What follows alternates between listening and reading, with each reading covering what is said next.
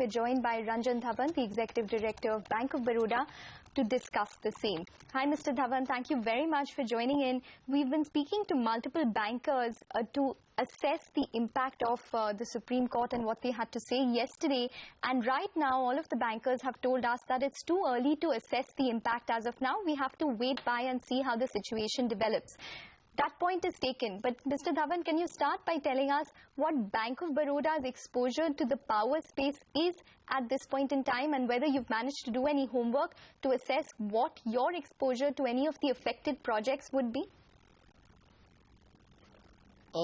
We have exposure to the power sector, which is a shade less than 7%, and we have an exposure to iron and steel, which is a little about 5.25%. So these would be the two major affected sectors. I do agree with your poll that it's too early to say, and for the very simple reason that the country needs power very badly. And I am sure going forward that some solution will emerge. In fact, it has to emerge. So if the Supreme Court has thought that a particular method is not okay, then probably a method which is okay would have to be thought about. Okay. Good afternoon. As far as Bank of Baroda is concerned, we are still working through. I don't think the effect would be so profound at the moment. We have a lot of projects. For instance, we have lent to the power sector, which is based on bagasse. Sugar mills have a byproduct which is bagasse. So, and similarly, we have lent to the power sector, which are relying on waste heat. Many steel mills are relying on waste heat. And so we have lent to a number of steel mills, which rely on that. Having said that, I think it is too early, and we should keep an eye on the 1st of September and see what transpires at that time. Okay, fair enough, Mr. Dhawan, but can you give us some color on the projects to which you all have exposure, which, directly take their coal from, these coal mines, which are now deemed illegal? Can you, for those particular projects of your total exposure, can you give us some color? We don't have the figures as yet, so I can't really this thing. But I don't think we should go in a knee-jerk sort of reaction and assume that from today onwards the coal will stop flowing. I think that some via media has to be formed in the long run, and perhaps in the short run also, and perhaps some answers may be forthcoming in the short run.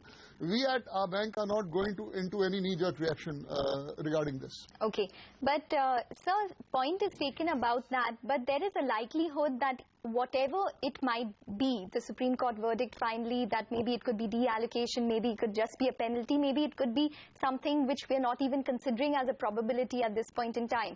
But is it fair to assume that based on what you're assuming at this point in time, there will be gross NPLs which will rise in the system, and maybe Bank of Baroda too might see the gross NPLs as well as asset quality worsen within the power space? I think it's too early to say. It is simply too early to say for the very simple reason that the government seems to be keen on the power sector, and the country needs power. So I simply cannot visualize a stage where, it would result in a status quo and no way out will be found. The mind boggles. I simply cannot see a situation where there would be an indefinite impasse. I'm sure this would be resolved. Okay. Okay, Mr. Dhawan, let's take one of the probabilities.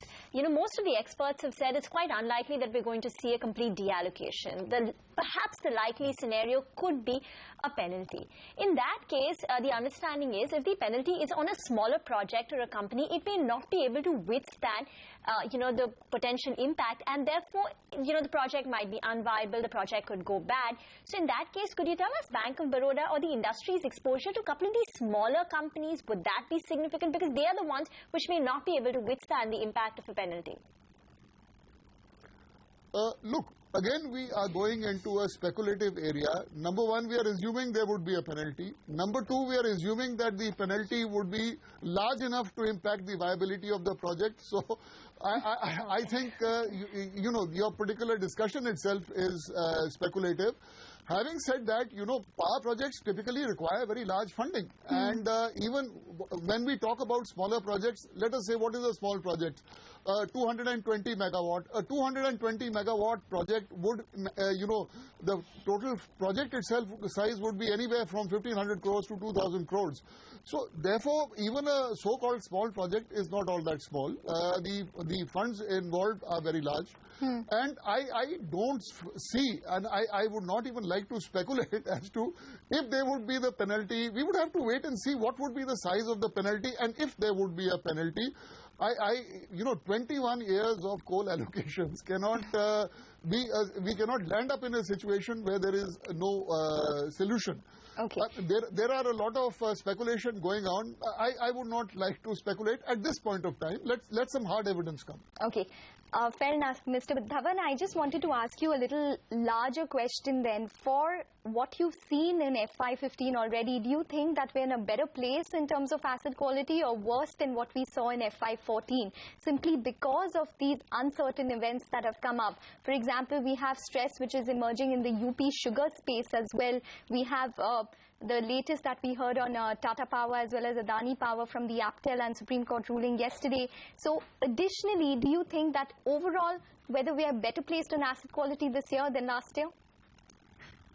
The factual position is that if you look at the bank's results for the first quarter, clearly there has been a marginal improvement in asset quality. As far as Bank of Baroda is concerned, in the last quarter of the last year, we saw an uptick in the asset quality.